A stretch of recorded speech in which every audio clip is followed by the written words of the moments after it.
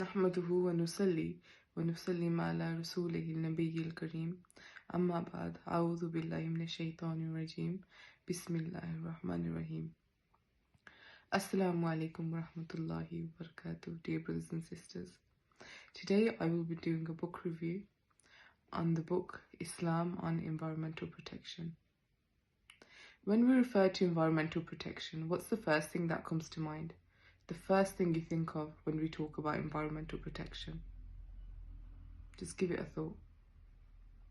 When we talk about environmental protection, it refers to protecting the natural environment, the environment we live in, the environment we're surrounded by.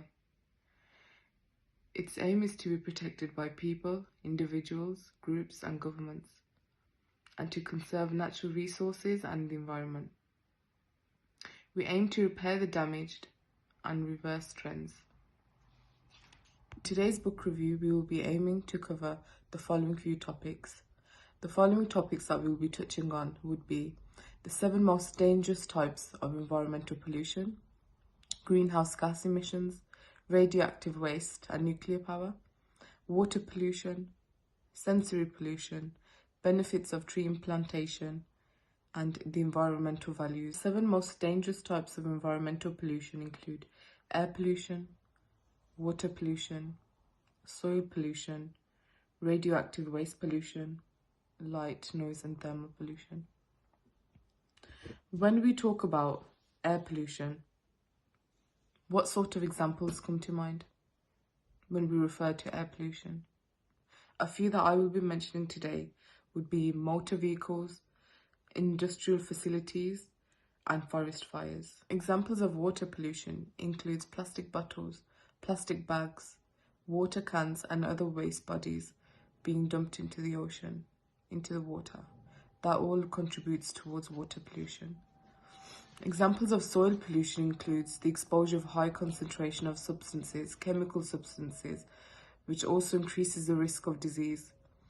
The food we eat, the vegetables we eat, it all comes from the same soil. So when pollution increases in the soil, it can lead to a lot of diseases, such as leukemia. When we talk about examples of radioactive pollution, we are talking about nuclear waste, nuclear fuel from nuclear power plant, and nuclear weapons, and mishaps that are also happening from nuclear power plants, which increases nuclear waste.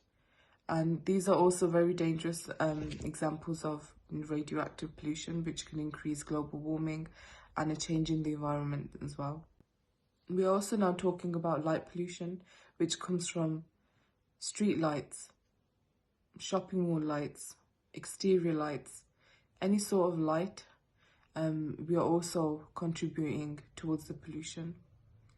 So what we should do is make sure that we're not excessively using lights, exterior lights. Whenever we can, we turn them off, and when we use them, it's only when we need to. Noise pollution is also another example of pollution, and this can be contributed towards by fireworks, construction sites, transportation, which includes railways, aircrafts, cars, buses, any sort of transportation. It all contributes towards global warming and environmental change. And finally, the 7th example of pollution includes thermal pollution, and this occurs when factories use cold water and it's released back into the atmosphere without being treated. So the water isn't treated and warm water is being released back into the atmosphere, and that also contributes towards global warming and environmental change. And so these are the 7 most important and most dangerous examples of pollution. I will now be expanding on greenhouse gas emissions and how it contributes towards environmental pollution. Greenhouse gases such as carbon dioxide, methane, nitrous oxide and hydrofluorocarbons cause the Earth's atmosphere to warm up. This is what causes the change in atmosphere and the weather change, etc.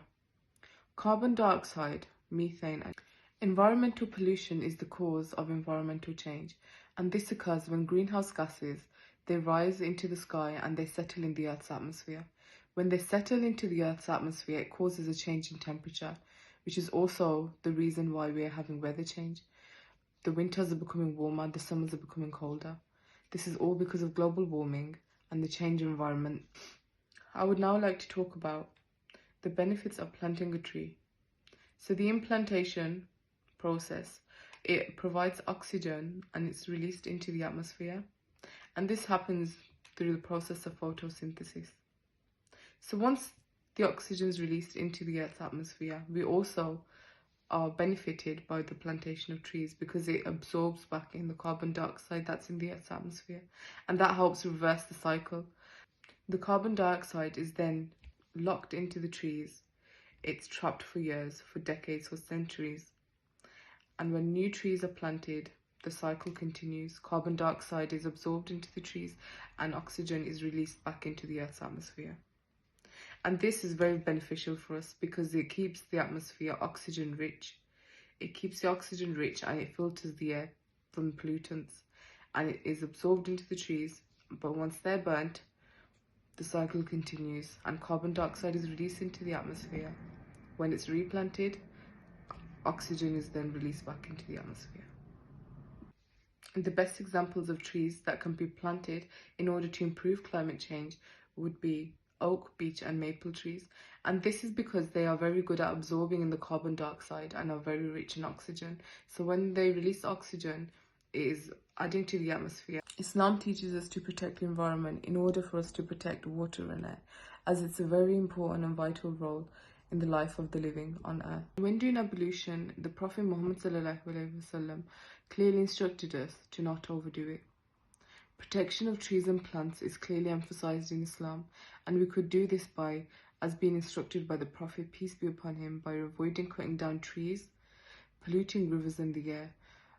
Ways we can contribute towards environmental protection would be by saving energy. So that is turning off the lights, the fans, your TV once you're done using, and also commuting smart. So that would be by going to your nearest shop by foot. So you could walk to the shops, you could ride a bike instead of catching the bus. So these are things we could consider incorporating in our daily routine. Also purchasing fuel efficient vehicles. So maybe you could consider something like this. And also buying energy efficient appliances. And inshallah, with combined efforts and small steps, we can help make a difference, and we all contribute in our own ways. And inshallah, may Allah accept our efforts. Thank you so much for listening. Jazakallah.